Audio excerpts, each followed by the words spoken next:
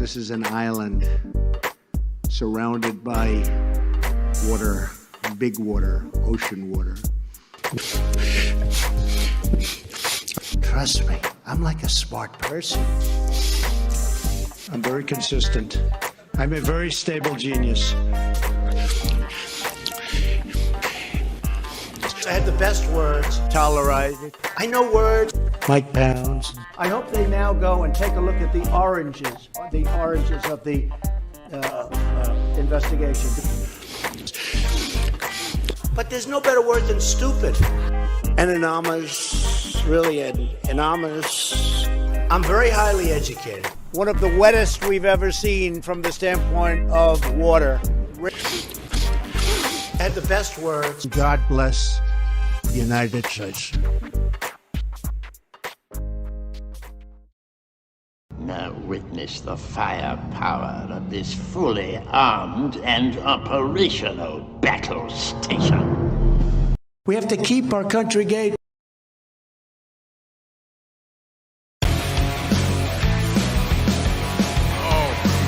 Oh yeah.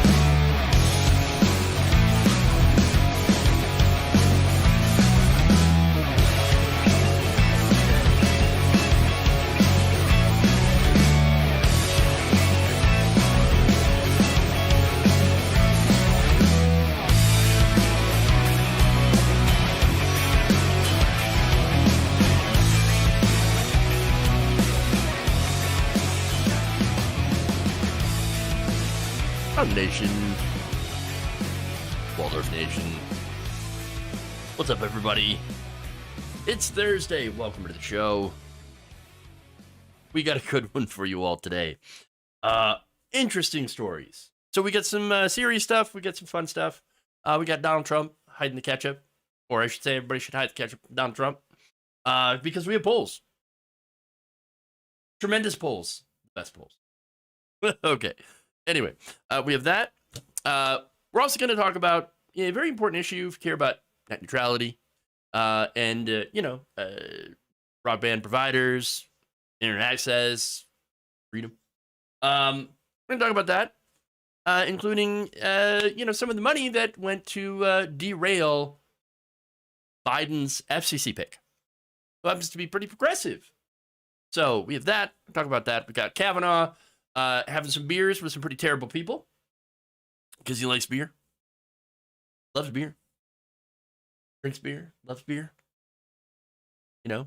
All right, we have Texas targeting trans people. Of course, that's disastrous. And then Georgia. Turns out Georgia Republicans are thinking, those runoffs that we used to win all the time? Ugh, not a good idea anymore.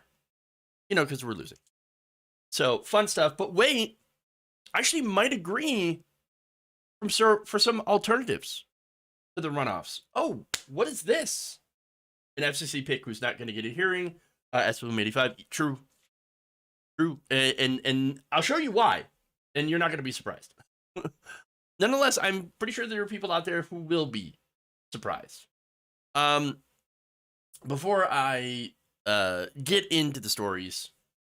So I'm being asked if my power went out yesterday. No, I did not have a show yesterday because of some issues. We have a cat that's got a tumor, and so we're dealing with that, and there's a lot of stuff that's going on here personally. And then of course I'm not gonna be here on Tuesday of next week, and I'll remind you all on Monday, but got to take her in for a surgery. Disastrous.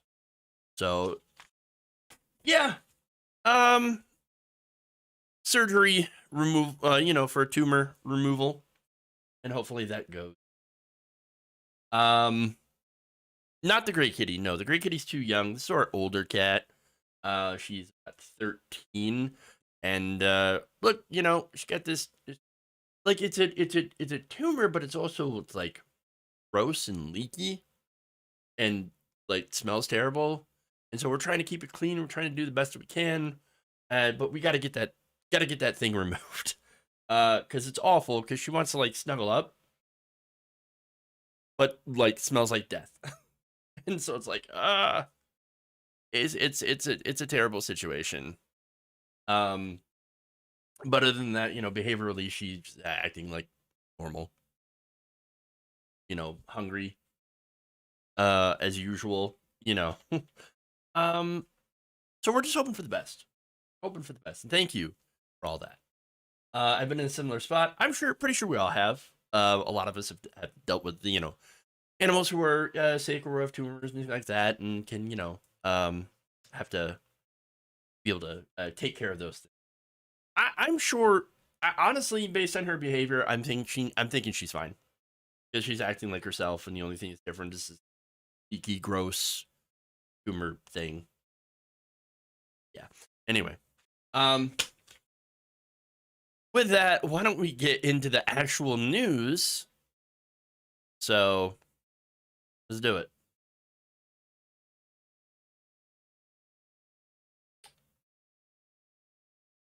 Start out with important stuff. Corruption. Hey. Good old corruption. American is apple pie, apparently.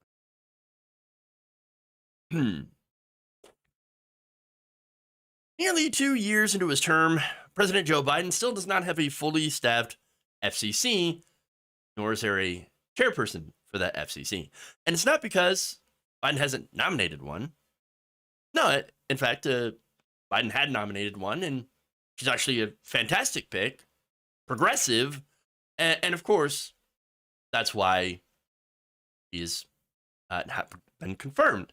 So now, part of that, of course, is the reason that she has not been confirmed is partly on Chuck Schumer, but also on Republicans and groups that are funding Republicans to block. So now the person who's been nominated is Gigi Sohn. And again, she's progressive, she's LGBTQ, she's basically a lot of the things that Republicans don't like. So now, the reason that they're telling you that they're blocking her is, woke ideology. She's woke, and she hates the police and all that stuff. But in reality, of course, we know why they're blocking her. It's for one simple reason. It's all about the money. Money is Lebowski. So now, according to the Washington Post, conservative groups have been spending hundreds of thousands of dollars attacking Gigi Sohn. So now, according to a review by Technology 202, the past year, conservative nonprofits, allegedly, the American Accountability Foundation, hilarious, and the Center for a Free Economy, also hilarious, because again, they're lobbying against a FCC commissioner that would actually try to encourage competition among internet providers. And I'll get to that, okay? But they've been spending at least $246,000 in the past year in Facebook ads alone opposing Sohn. That's just on digital ads, just on Facebook. Those paid messages, by the way, have had quite a bit of reach. They've been shown to at least they've been shown to users at least 14.8 million times. And again, as I mentioned, those ads are saying, Gigi Sohn wants to defund the police. And, okay, for one, so? But for two, the FCC has literally no power to defund police. So why would her alleged personal views, right? And it's just based on her liking certain posts. Why would that matter at all? Why would her nomination to serve on the FCC matter to cops? The Fraternal Order of Police literally is like, we do not support Gigi Sohn. You should vote against her. She hates police. Has nothing to do with her job at all. And again, she's only liked things on social media, for example, calls to defund unlawful police surveillance tactics. that are turning us into a literal police state. So that would track to her actually believing in privacy as well, which is important on the internet. But all right. Anyway, it's all BS, of course. The reasons that these groups are, backed by big, or the reality, I should say, are these so-called nonprofit groups are funded by big telecommunications companies, lobbyist groups, and they don't want things like net neutrality. They don't want, competition in broadband. They don't want consumer protections. They don't want a fully funded, or I should say fully staffed, FCC. And it's because the changes that would be made would protect consumers. And that would hurt future profit margins. And so what's fascinating here is about how much they have actually targeted Gigi Sohn. And again, I just mentioned $246,000 in just Facebook ads. We don't know. There's been a blitz of spending against her in other mediums as well. In fact, Jeff Hauser, founder of the progressive watchdog group Revolving Door Project, said the spending makes the campaign among the most sprawling of any targeting a Biden pick. They have focused fire on Gigi Sohn. That's amazing. In fact, he said, it's relatively rare that you see this kind of effort, said Hauser, whose group tracks federal appointments and the battles over their confirmations. And he also said it was rare for a single commissioner or regular to face this level of opposition. And he said that the Facebook campaigns are likely just a fraction total money spent, given that there are many forms of spending which do not create a financial trail. And so, of course, he's talking about dark money, the darkest of the dark. But look, honestly, transparency, these companies, they're lobbyists, they hate transparency. They hate when people see what they're doing. Because look, when it comes down to it, these big companies, and you have Comcast and you have Charter, among some of the other companies, AT&T, that don't want you to know that they are trying, that they are lobbying and using their money to make sure that they can screw you over. Make it so that you don't have any competitors to go to. Make it so that you actually have slower internet at a higher price than the rest of the world. This is what they're doing. This impacts you greatly. How come it affects the fact that you see, your cable bill, your internet bill continue to increase year by year, where you have these hidden, bullshit fees that pop up that seemingly out of nowhere. Like, what the hell is this? You read your bill and you're like, what are these added fees? I don't even know what this is about. But you're paying more because these corporations are lobbying these politicians to allow them to be deregulated so they can do and charge whatever they want. And that's a disaster. An absolute disaster. So that said, Republicans, obviously they're going to be against Gigi Sohn because they're 100% owned by business interests. But there's another group. You're not going to be surprised by this. Former Democrats turned lobbyists. Sohn's nomination has also been opposed by the One Country Project. This is a group founded by former Democratic Senators Heidi Heitkamp and Joe Donnelly. Again, incredibly conservative corporate Democrats. They announced back in April a 6-figure ad campaign against Sohn, arguing that she is the wrong choice for the FCC in rural America. You know why? Because she would actually, rule against my donors, the people that give me money. So now I want to address her argument about rural America, because right now, rural America, odds are, look, if you're sitting in rural America and you're watching this, well, God bless, right? That's if you can get through the buffering, because odds are your internet is shit, garbage, trash, slow, and unreliable.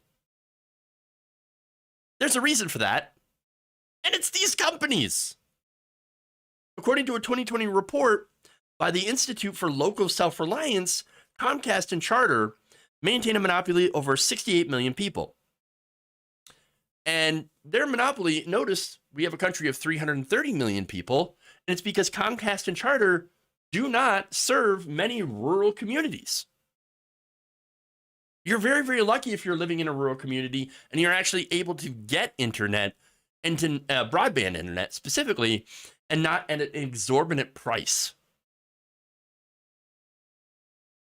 These these rural areas, as I said before, if you're not covered by Comcast and Charter, you generally have dial-up, DSL, or satellite, things like that, which are significantly slower than cable and fiber. Now, AT&T, for example, in an example of how they have ignored rural America, AT&T installed fiber or at least broadband level speeds in many areas where it happens to compete against cable companies. Where the cable companies are not at, which again, i.e. rural areas, it hasn't really bothered to install this internet. They're missing out on a marketing opportunity to be able to cover these underserved areas, and they've decided, no, we're not going to do that. We don't care. If we're not going to make money, then we don't care.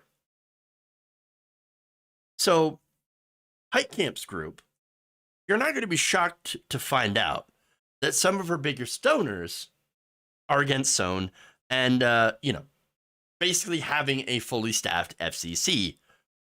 According to the American Prospect, she had support from tech companies, and I'm talking about Heitkamp's group, Google, and banking such as Goldman Sachs. While she was in the Senate, and Comcast and AT&T were among her 20 top donors. She also received over $107,000 in donations from the telecom industry in the 2018 cycle when she had lost election. So it's very important to note here that after she lost and created one country, that was started with money left over from Heitkamp's Senate campaign account. So she was able to take that money donated from these large corporations and to then create this group, again, funded by Comcast and AT&T, to create a group that is doing the bidding of Comcast and AT&T. Well, wow, what a coincidence, right? What a coincidence. Weird how that works out. In addition, staffers for one country include members of the lobbying firm Forbes Tate, whose clients feature telecoms like Verizon, T-Mobile, Frontier Communications, as well as the Internet and Television Association. Excuse me. A leading telecom trade group. Weird. So these groups are swimming in industry cash. And while one country spends it against Republicans, generally, they are also still trying to continue Trump-era policies when it comes to regulating the telecom industry. So here you have corporate Democrats and Republicans together trying to stop Gigi Sohn and flooding the airways with, of course, nonsense attack ads. In fact, Facebook ads mentioning Sohn were dominated by messages opposing her nomination, according to the Washington Post review. There was one group, however, that did take out ads that were backing her.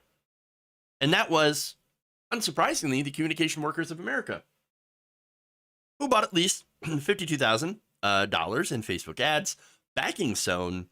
Those messages were shown, unfortunately, only 2.8 million times, compared to the 14.3 million times that the anti-Sohn ads. So, look, the labor unions being massively outspent by corporate trade groups.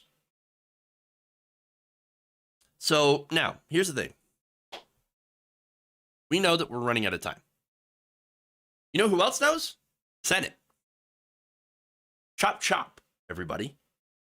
Chuck Schumer, what are you doing? You sitting on this one too? Look, Senate Democrats have a chance to confirm Sohn before their session expires at the end of the year. If they don't, they're going to have to deal with additional problems.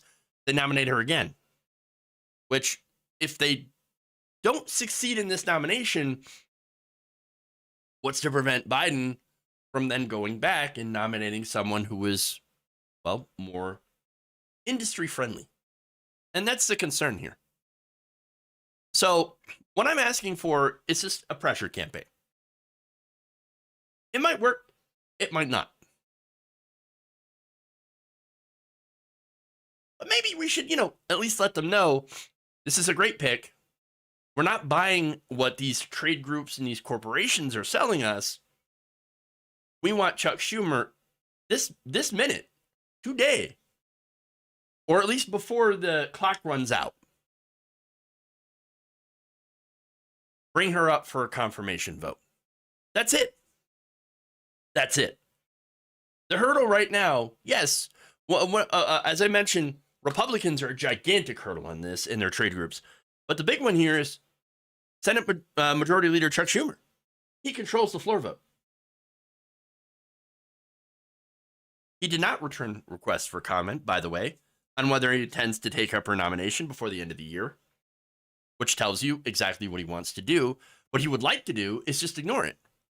But if enough people pester him, in a polite way, of course, call his office and ask him to bring up a vote, it might be enough to push him, to force him to do so.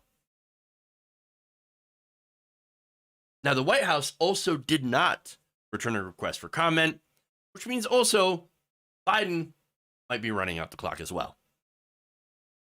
Look, if you care about having lower cable bills, if you care about having faster speeds, you care about net neutrality, which is still not, it's still not back in place.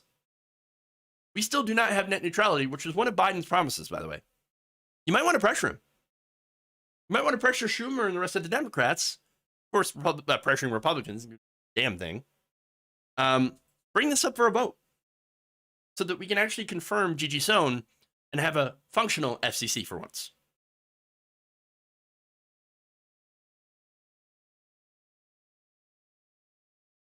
Doesn't hurt you to try.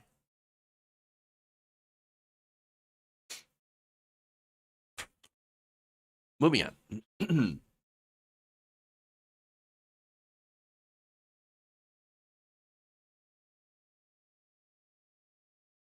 Schumer is spineless? No, Jayhawker. Schumer is corrupt. But I think if you push him hard enough, you might have to, because he still needs your votes. He still needs people to vote for him. And for Democrats, this is something that he might allow to happen, especially since it looks really bad if the Senate will not take up President Biden's pick. Okay, anyway. Let's move on to Trump.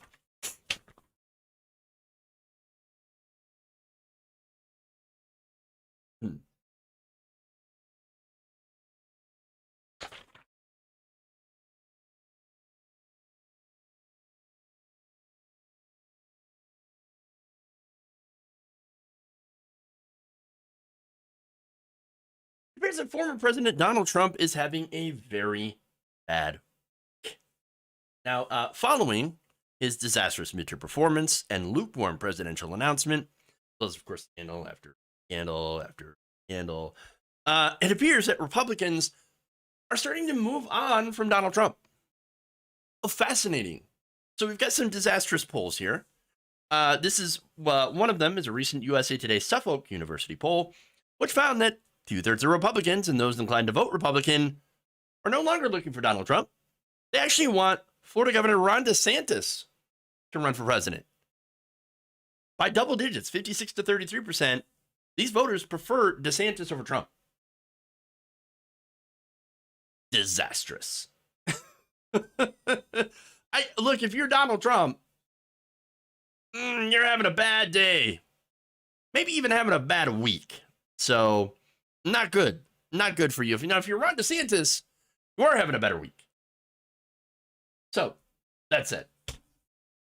There's good news and bad news.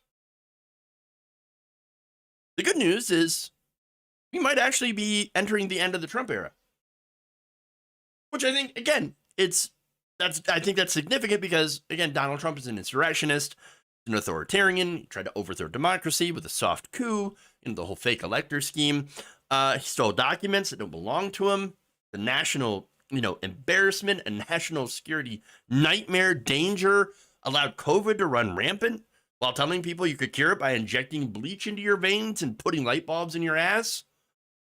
So the guy's a total disaster in 100 different ways.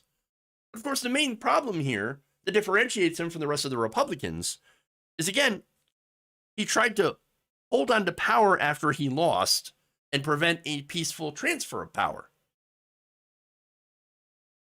That cannot be allowed. That said, there's also bad news here. The one they want to, people want to replace Trump with isn't a whole lot better. The only thing that's different is that he didn't actively try to overthrow democracy. According to David Paleologos, director of the Suffolk University Political Research Center, Republicans and conservative independents increasingly want Trumpism just without Trump. So basically, they want the racism, they want the misogyny, they want the xenophobia, they want your hatred, they want the bigotry, they want the anti-science, views, they want the anti-intellectualism. All of that's still there. And by the way, is very much, I think Ron DeSantis is, he's an establishment career politician, right? I also think, though, for most of those positions, except for being massively anti-trans and bigoted, Ron DeSantis doesn't share a lot of these things. I'm sure he's racist as well, but and a lot of those other things, but I don't think to the extent of Donald Trump. And so what that is, or at least not as outward, and I think, yeah, he's not as outwardly like Donald Trump, not as honest about it as Donald Trump. And so they want all that stuff, and they just want someone else to do it. Pollsters asked who they identified if, as Republicans, if they wanted Trump to run and continue the policies he pursued in office. Only 31% agreed. They asked if they want Republicans to continue the policies Trump pursued, but a different Republican president, to which 61% agreed. So they want all that stuff, but they want someone else. Again, someone who is not as open about the terrible things that they actually believe. Remember, they used to speak in coded language. Urban, right? Urban, that means black, okay? Globalists, Jewish people, right? Traditional for anti-gay. Elite for people who are too educated or who are actually educated. That's what that's the coded words, right? So now we're used to, in the Trump era, them just being out and out with all of it. Since Donald Trump is too stupid, he openly just says everything. He just spilled it. Very, very, very open with all of those things. Again, Mexican people, lazy criminals, rapists, says there's good people on the side of the white nationalist, told a room of Jewish Republicans that nobody negotiates or renegotiates deals better than them. Dined with Kanye West, who again loves Hitler. Dined with Nick Fuentes, said, oh yeah, that guy, he gets me. For Donald Trump, all that stuff's out in the open. But Republican voters understand that, turns out that stuff's not palatable to the rest of America. And so with Ron DeSantis, they want to put the hood back on. They want to hide all this stuff. Look, in the midterm elections, it was shown, and this is a reason, again, the more openly pro-Trump, pro-insurrection they were, the more they lost. The more establishment type of Republican that ran, actually ended up winning. And so basically, the Republican Party is rejecting Donald Trump now because he's a loser. Not because they don't agree with him, but because he's a loser. He's a drag on the party. Republicans don't like a loser. And is now being seen as a liability for the party and the electorate. Now, one more thing that I think is pretty funny. Just to add on to this, as an aside. Earlier today, Donald Trump, just to show who he is, and maybe one of the reasons why Republicans are starting to abandon him, is a special announcement. Now, Donald Trump had teased a special announcement. We got a special announcement. It's tremendous. You're going to love it. It's the best. It's the best. Well, here it is.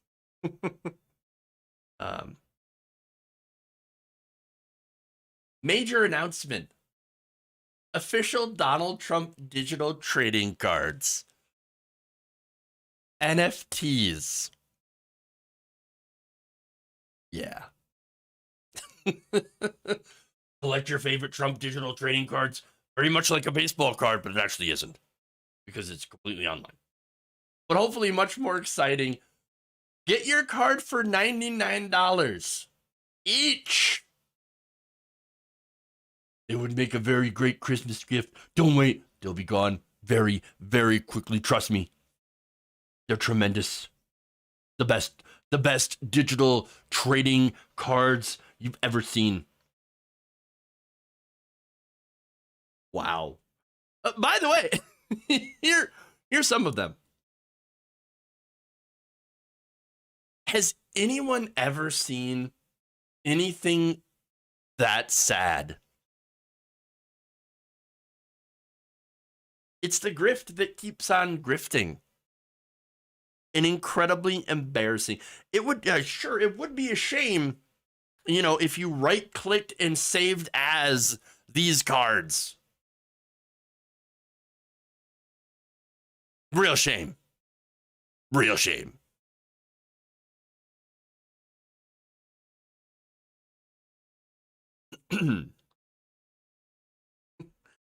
Oh my God. Doesn't Trump know NFTs are in the crapper? As usual, he's late to everything. People are flushing toilets 10 times, 15 times. They're flushing those NFTs. That's what they are. Oh my God. Where the water rushes out to sea because you could never handle it. You could never handle it. My NFTs. Never handle it. Okay. Let's move on. It's the same face cut out into different stock photos. That's probably the best part, is how lazy it is. It's so lazy. Gonna do a crypto. Oh my God. Trump coin. Worth nothing. Buy today. Support the next Ponzi scheme. Dear God. All right. Anyway, his space one is the worst. It was a disaster. It's all bad. It's all bad. All right. But let's move on to, Brett Kavanaugh.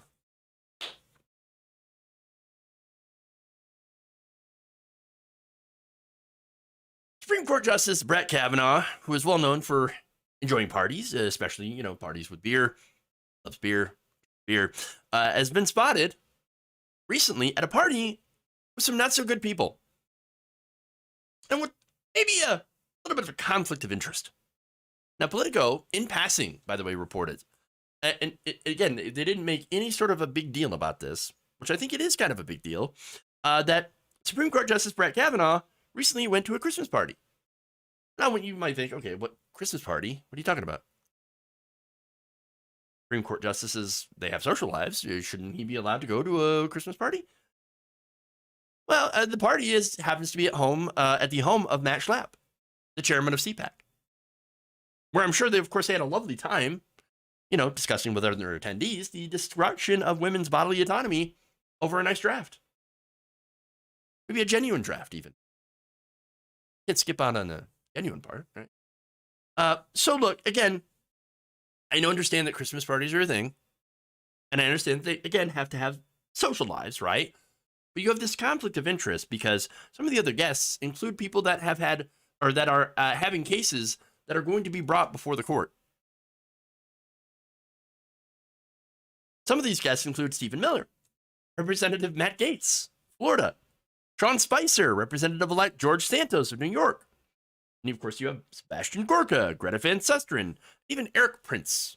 Now, Insider noted that the appearance has sparked questions about these conflicts of interest with a sitting Supreme Court justice attending a private party of right-wing religious and political leaders.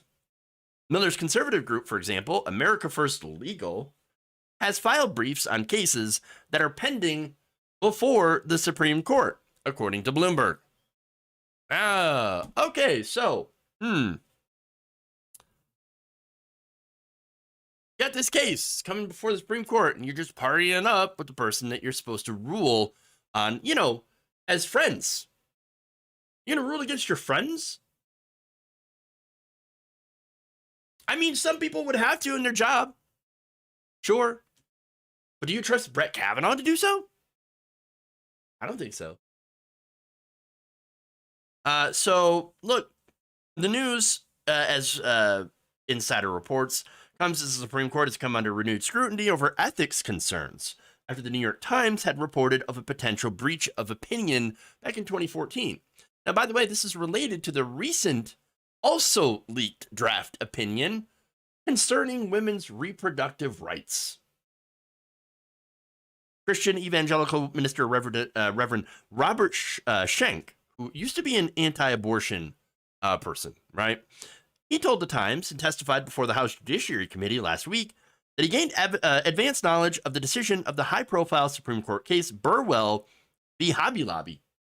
So, no, this is an old Obama-era case, dealing with, of course, health mandates and whether or not religious companies that claim to have a religion, think about that for a minute, should have to provide health insurance to their employees. So that's what that's about. So now Hobby Lobby says, well, we don't want to do contraception. Okay. And look, this is health coverage for contraception. And Hobby Lobby says, I don't want to pay for it. I don't want to pay for health insurance that involves contraception. That would mean I support lifestyles that I don't agree with. Those damn slutty women. We don't like that. I don't like when women have sex. So I don't like that at all. Funny enough, they wouldn't cover, they wouldn't go against covering Viagra. So wait a minute here. So contraception bad, dick pills good.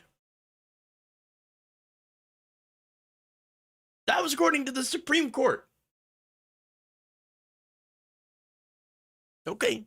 And again, this is a 5-4 decision delivered by Justice Samuel Alito. They ruled that paying for insurance that covered contraception violated religious freedoms of privately held for-profit corporations, which again is insane when you think about what they are. These are for-profit private corporations. They are not people. They don't have religions.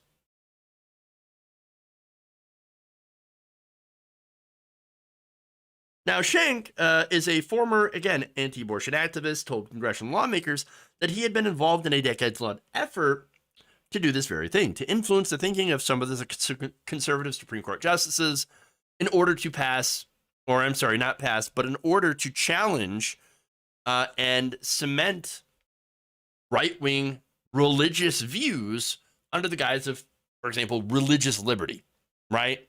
To make sure that, nobody it has to fund contraception, for example, which, by the way, saves corporations a lot of money for not having to provide health insurance or specific types of insurance coverage. And also advances, again, conservative culture wars. So now he also testified that after he was told the decision, before it was made, before it was public, it was already made and leaked out This is a draft decision. And they said, oh, we're still deliberating. We're still, coming up. This is just one of the possible draft opinions, which turned out to be, of course, the exact opinion. And it, again, happened as well in Dobbs, which stripped away reproductive freedom for millions of people in this country. Anyone with a uterus being affected by this? But he said that, he was given advanced knowledge of this and used that time in order to prepare media and PR in favor of this decision. So understand how closely these conservative activists work with the court. And now this is at the same time where you had right-wingers that were constantly calling liberal justices activist justice, activist judges, all activist judges, liberal judges. We got to get, the court is too partisan. It's too partisan. Now it's actually massively partisan. And what are Republicans saying? Oh, no, this court's totally fine. What are you talking about? No issues with this court. No, none at all. None at all. Now, understand this is a gigantic conflict of interest and is deeply, deeply unethical. Now, the Times also explained that he had gained access, Mr. Shank, to the court through favors traded with gatekeepers and through wealthy donors to his organization. In his testimony, Shank's donors were offered this information of this previous case at a private gathering with Alito wife. A day later, Gail Wright, one of the pair, contacted Mr. Shank, according to an email reviewed by the New York Times. Rob, if you want some interesting news, please call. No emails, no paper trail, please. And that's when she told him about the decision in that case ahead of time. As I said before, something similar with Dobbs. Alito also wrote the majority opinion on that. Again, in favor of conservatives, it was leaked out, giving Republicans time to prepare for the PR. Is that a coincidence? I think not. And so what do we have now? Well, this time it's not Alito, but we have Justice Kavanaugh, who's partying it up with people who are filing court cases that he will soon be presiding over. So, as I said before, this court is deeply right-wing, and it seems like just going out and going to these very hard-right conservative groups and parties, partying it up with these terrible people, they're rubbing it in our face. Kavanaugh doesn't care. Remember, the court is supposed to be not partisan. But you can see where their loyalties lie and the people that they hang out with. And as I said, I understand that they have social lives, and I get it. But because of their actions, they have shown that they're deeply, deeply partisan. They're not going to rule in a way that is actually based on law, but just based on the people that they like and the ideology they already agree with. Why else would you go to Matt Schlapp's party unless you agree with Matt Schlapp? You think he's going to invite some, Sotomayor? No, of course not. That's the issue.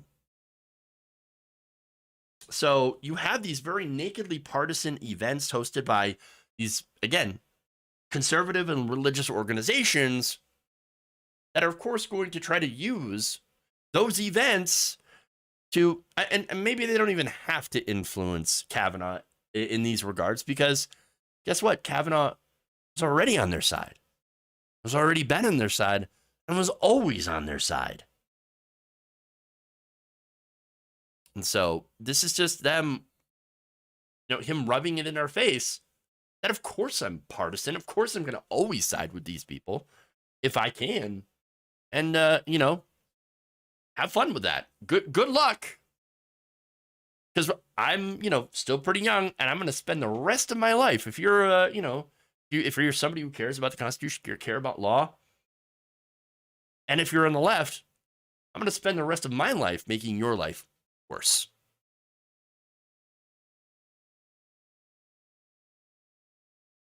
All right. Anyway, go to Texas. I believe that Scalia died while hanging out with a lobbyist. Yeah. Yep.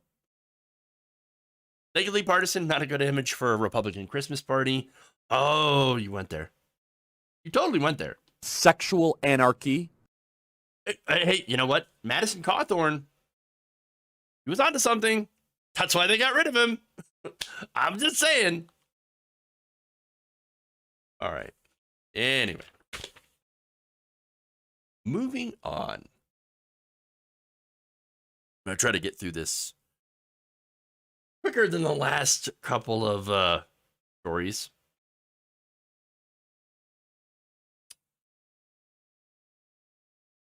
The war on the LGBTQ plus community nearly took an even worse turn in Texas, if you could believe that, after Attorney General Ken Paxton tried to get a list of all the transgender citizens in that state. Imagine now that list in the hands of someone like Paxton. Disaster. According to the Washington Post, Paxton had asked the state's Department of Public Safety, DPS, to give him a list of everyone who had changed their gender marker on their driver's license and other government documents over the last 2 years. DPS found that 16,466 individuals had requested such a change in their various licenses and certificates between June 1st, 2020 and June 30th, 2022. Now, DPS found a number of individuals, but they also said this, that it would be very difficult to determine which records had a valid update without a manual review of all supporting documents. An assistant manager in DPS's driver's license division wrote in a July 22nd email to colleagues. So basically they're like, we need more information if we're going to comply and give you all the names, addresses, all the information of every transgender person in the state. Now think about how much of an invasion of privacy that is. Texas is creating a database of transgender individuals. You know, if we tried to do that with gun owners, what do you think would happen in Texas? Republicans, their head would explode. Their hair would be on fire. Oh my God! You're going to make a database of the gun owners. They're going to come after the gun owners. But when this happens in Texas, when they try to do a database of transgender people, they're silent. Silent. Oh, yeah, no, totally legit. In fact, they'll double down and be like, oh, no, we need to target transgender people. We need to come after them because they might play in the women's sports or something. Wow. Again, why else would someone like Paxton try to make a list of all transgender people in the state? And it's not for anything good. I know it's not for anything good. But look at the timing, too, by the way. His office actually requested a month after the state Supreme Court ruled that he could not investigate families for child abuse for simply doing gender-affirming healthcare for trans children. Think about that. You try to be a good parent to a transgender child. You do gender-affirming care. Texas, under Paxton, wanted to put you in prison for it. Land of the free, everybody. Land of the free. We believe in freedom. You know, unless you're actually trying to be a good parent to your transgender child. Disgusting. Back in February, Governor Greg Abbott had ordered the Texas Department of Family and Protective Services, the DFPS, to investigate for child abuse any parents who allow their trans children to access this gender-affirming care provided by doctors. Now, look, gender-affirming care. Now, when it comes to medical care, it could be things like puberty blockers or hormones, hormone treatments, all these things that had already existed before, before conservatives started calling it problematic. safe, and used by, yes, and cisgender people have used hormones.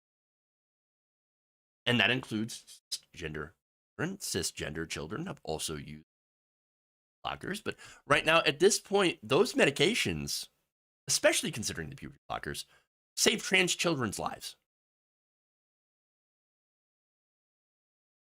They're a life-saving drug, a life-saving medication. And yet, Texas, and by the way, not just Texas, but a lot of these Republican states are saying, we're going to ban it. We actually want trans children to be in more danger. We want to increase their suicidal ideation.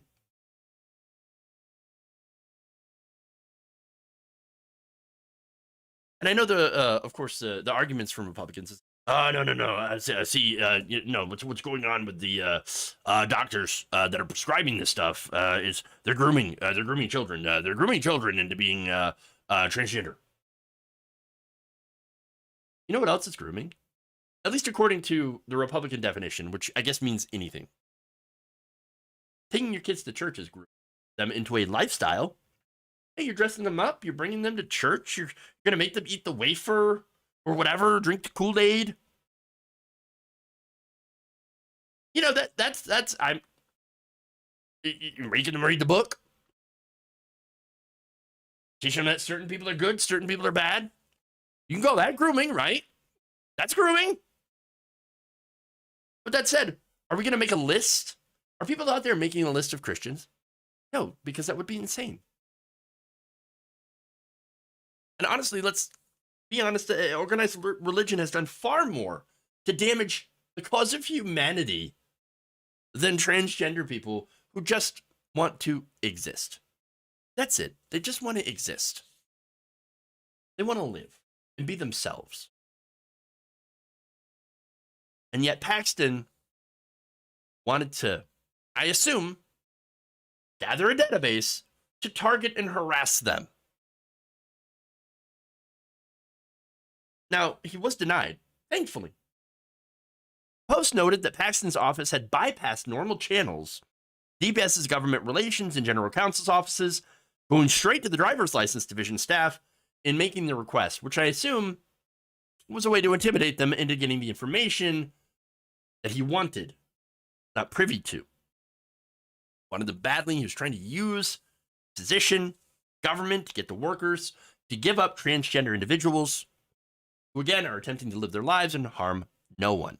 Now, when he was busted, Paxton's office, they denied it. When the Post requested other emails from Paxton's office about the request from DPS, Paxton's office said no such records existed. And this is according to Assistant Attorney General June Harden.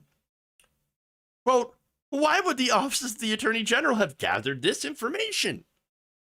And why do you believe this is the case? Well, those are very simple answers. That question. The Office of the Attorney General wants to gather this information to target transgender people because there is a war in transgender people, just like in many states across the country. Why do we believe this is the case? Because you have Texas DPS emails. That said, Paxton makes the denial. DPS emails repeatedly mention the request as having come from Paxton's office.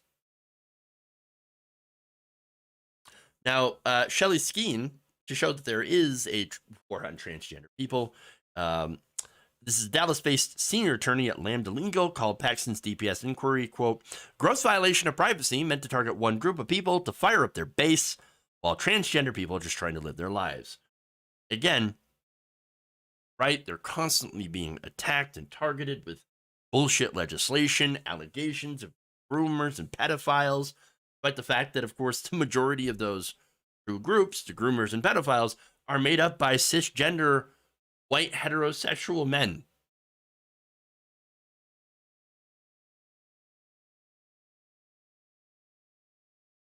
Many of them members of churches, by the way, getting back to that point. Look, Paxton is so desperate to make this list of trans people to go after. to fight the culture wars and gets busted, denies it. And it's not the first time, though, that they've tried to hide what they're doing. Under Abbott's order, DFPS employees were instructed not to discuss these cases. Remember that they're instructed to go through, and even if there's no danger whatsoever, if they even think that you're doing gender-affirming care for your child, you're going to be investigated for child abuse. It's disgusting. This government, under Paxton and Abbott, disgusting. They were instructed not to discuss the cases in emails, text messages, or any other form of writing that could provide a record of the investigation or be pulled by media if requested. They're trying to hide it. They want to hide any paper trail of their persecution of families that just are supporting their own trans children. Their own. This is not dealing with anybody else's children. Their own kids. I thought you're supposed. Republicans are like, let parents be parents. Unless, of course, you're dealing with transgender children. Then, don't let the parents be parents. You're supporting your trans child. You're giving them affirming care. No, bad parent. You're going to prison. We believe in freedom. Fuck off. Eat shit. People are disgusting. As a result, the press, of course, and other agencies, and even the families being investigated, could not examine the department's work, just making the whole thing incredibly opaque.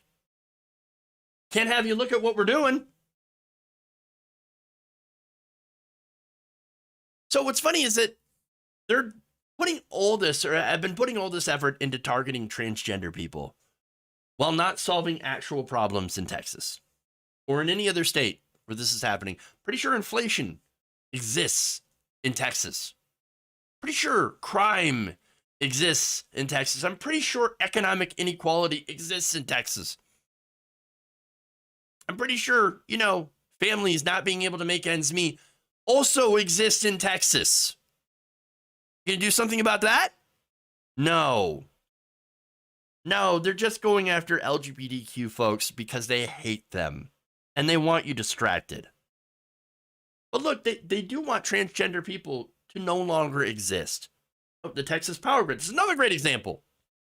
Thank you to one of my Facebook viewers, Lisa, pointing that out. What about the Texas Power Grid? Still not fixed.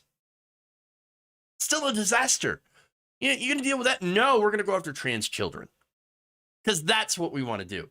No, they want to distract you from how the state and corporations that fund the politicians that run the state are robbing you.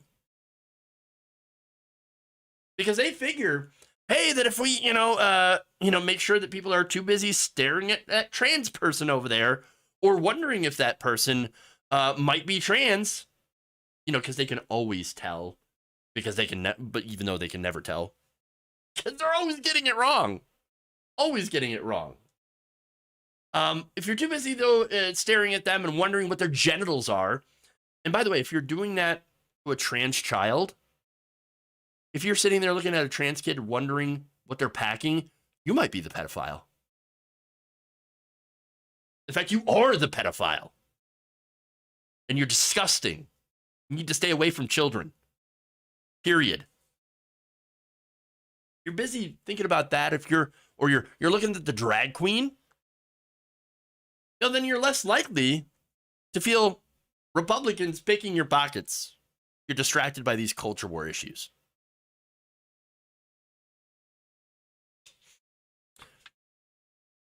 All right. God damn it.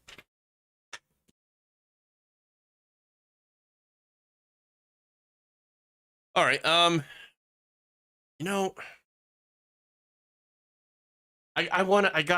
got to do this story, even though I'm massively out of time. I will make an exception. Justice wants you all. Make an exception.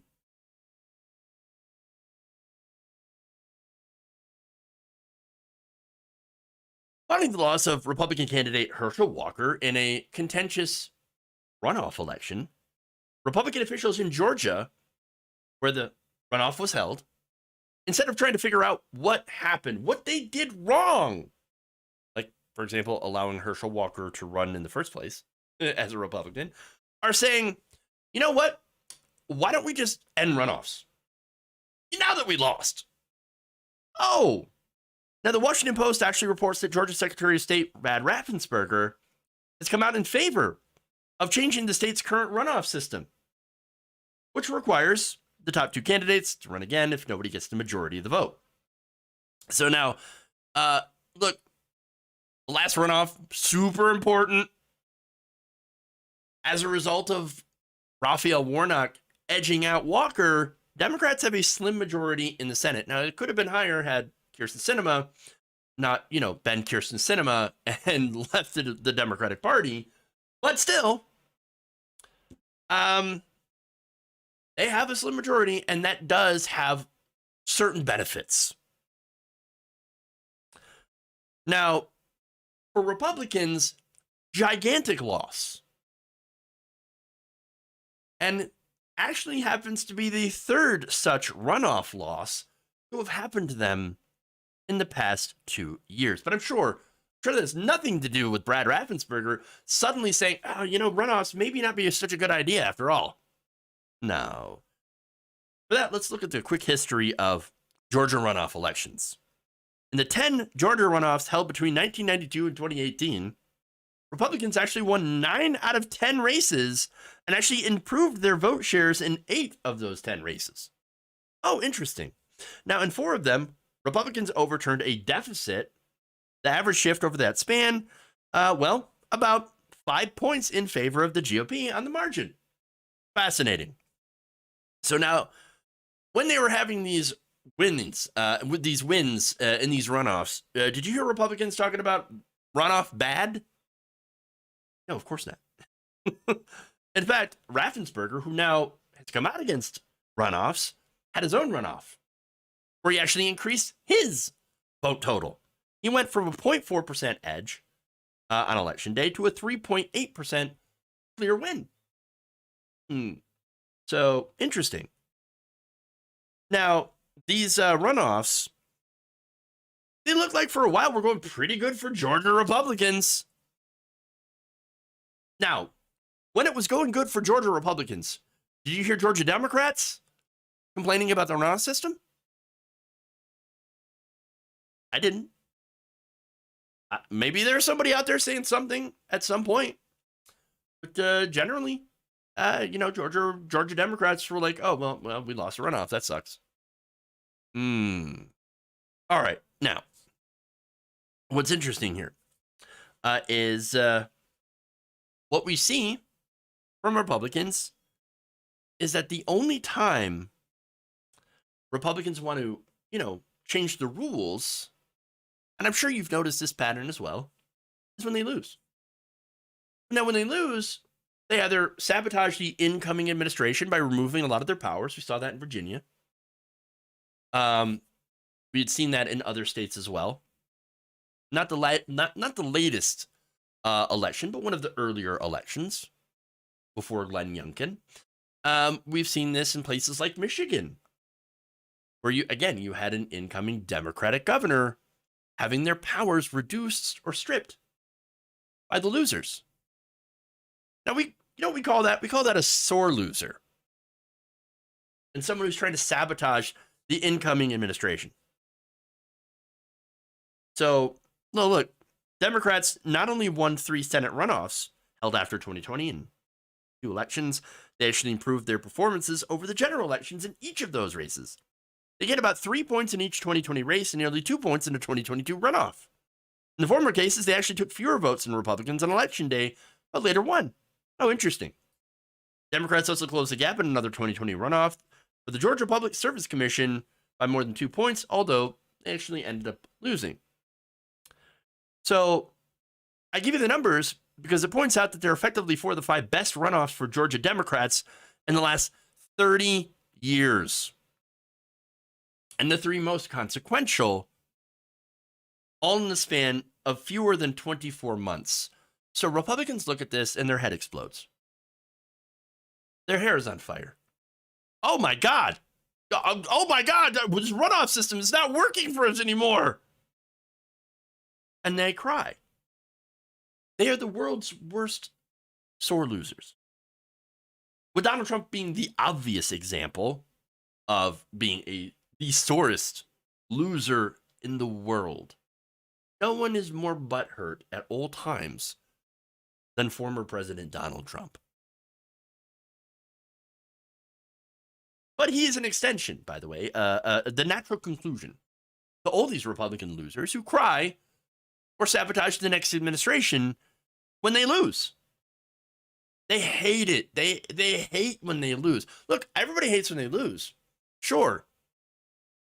But they don't do a post-mortem that actually, for their campaigns, that actually examines what they need to do to actually win. No. They find a way to cheat. They find a way to screw over someone else, to change the rules, to try to benefit themselves, or at least take away any alleged or supposed advantage that Democrats might gain from these rules. Now, that said, you could argue that, hey, look, what about the Electoral College?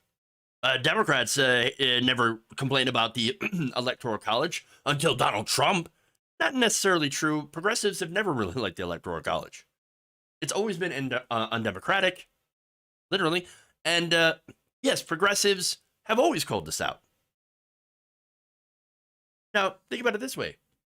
Biden won the election thanks to the Electoral College, right? These Electoral College votes. And of course, he also won the popular vote. But the Electoral College is the way that you win elections. Now, I guarantee that if you ask a progressive, along with, I think, most liberals, would they still be in favor of getting rid of the Electoral College, even though Biden had won? Yes, I guarantee that that progressives and most liberals be like, yeah, it's still undemocratic and we should definitely get rid of it and actually have democracy. Because look, it's not about whether we win or lose. That's not the issue here. It's about actually what's most representative of people. Human beings. And look, the whole point of the Electoral College was to make small red states have more weight in elections than blue states with higher populations. The Senate also structured in a way that ensures states like Idaho, for example, have equal representation to states as like California. They have equal power. They all get 2 senators, every state. So, look, the rules of this country have always pandered to rural conservatives because they cry when they don't get their way. And it's the reason they don't get their way all the time is because they happen to be in the minority in this country. In fact, the whole purpose of the runoffs elections also was to help conservatives originally. Got a load of this irony. The runoff elections actually originated as a Jim Crow era effort by white Georgians to dilute the political power of black Georgians, as the Washington Post's Matt Brown recently wrote. Fascinating. They were initially pushed by a segregationist state legislator who blamed his re-election loss on black voters. Because, of course. He then later admitted, no, the reason that we actually wanted the runoffs was because we want to suppress the black vote. We want to dilute it. We want to make sure black people are not represented. So no, that said, that's why I bring that up because it's important historical context. And why I actually might not disagree with the idea of changing the runoff rules. I know, again, I started this whole segment pointing out how Republicans are crybabies, and this is the reason that they want to do these changes, but some of the changes are actually not bad. So let me get to that. But before I do, let me just point out why Raffensperger says that he's in favor of this. He said the recommendation was motivated by the burden that the system places on election officials. Come on. Particularly after the GOP-controlled state legislature reduced the runoff period to 4 weeks after Election Day. Runoffs were previously held in January. That placed a runoff right in the middle of the holidays and condensed officials' work. Oh shoot! Did we accident reduce the amount of time? Where these candidates can actually campaign and make their case in these runoff elections, these very, very important runoff elections. Oh, did we just put that in the middle of the holiday? Oh, shoot. We should just get rid of it then.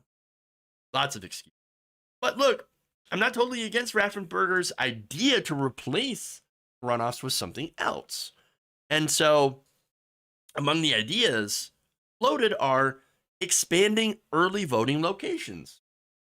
Well, I like that. I like early voting. I like more early voting locations. Based. Hell yeah. Or adopting ranked choice voting. That's another good idea. Funny enough, speaking of runoffs, ranked choice would actually create an instant runoff, which isn't a bad idea. It's a good idea. I'm okay with that. Now, that said, of course, you have to be cautious when you're dealing with Republicans. They could do all sorts of, things. They could say they support all sorts of things. And then, when they get public support, they just kill the runoff and then just leave it as that. Not do any of these reforms that they were talking about. As the Post noted, changing the runoff rules would almost certainly be dead on arrival if Republicans were still overperforming in them. But it's far from certain that Democrats will continue to benefit from them as well. Again, I don't really care who benefits. I actually care about doing good voting reforms. I mean, think about it this way, right? Republicans have finally caught on to the idea of mail-in ballots being a good thing and early voting being a good thing. I should welcome that. Not because I want more Republicans to be in office or have more Republicans to win. No, I don't. Look, again, it's immaterial. I just think anything that helps voters be able to vote is a good thing. I am on the side of more democracy, not less. So if we could take this better idea or some of these better ideas and implement them to make voting better and easier and more accessible, and yes, even have third parties to be more competitive when you have ranked choice voting without having this spoiler effect, that would be a fantastic thing. But as usual, you just have to be careful about who's saying what, supporting what, and whether or not you can actually trust them. Because remember, they only started supporting these ideas when things stopped going their way.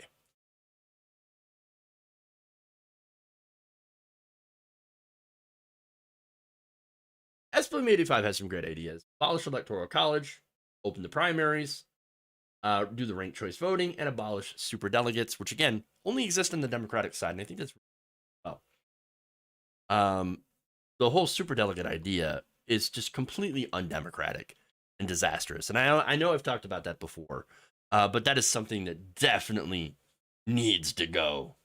If the Democratic Party actually wants to appear to be, democratic, just get rid of it.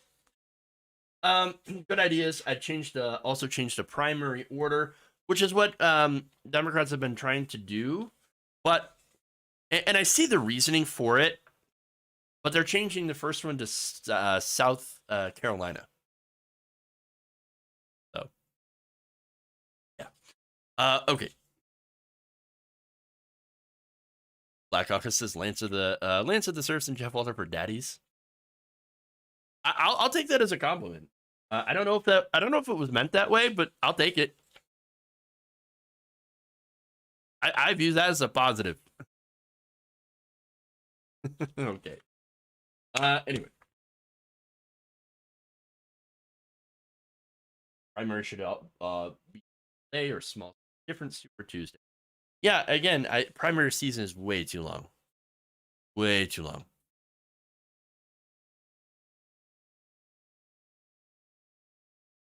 Okay, well, anyway, massively out of time. Like I said, thank you, Meredith Putvin, for becoming a member. Appreciate that. And Marty Darno, thank you for the very kind dollar super chat.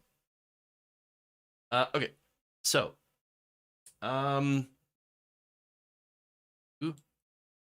which here, Showman 1051, thank you for resubbing with Prime for 16 months. Sorry, awesome. Thanks, Jeff, for your gift to us. Oh, I'm not. Thank you. I appreciate that. It's very kind. George Crimson, thank you for resubbing for a month at tier 1 for 3 months. Saying, love you guys. Forgot I had a gift card. Oh, those are always nice. Very, very nice. All right, everybody. Thank you all. Have a fantastic night. See you back here tomorrow for a Friday show. Should be fun and interesting as usual. Twitch audience, we are going to, speaking of the Serfs, we'll raid into that show as well. And thank you all. Love you. And remember, change begins with you. Good night, nation.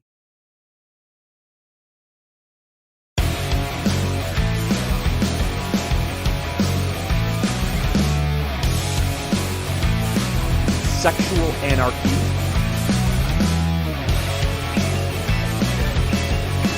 Tighten up my meat. I like my meat tight. Caliber. Testicles. They want to make you drink Starbucks every day from now until forever. Oh yeah.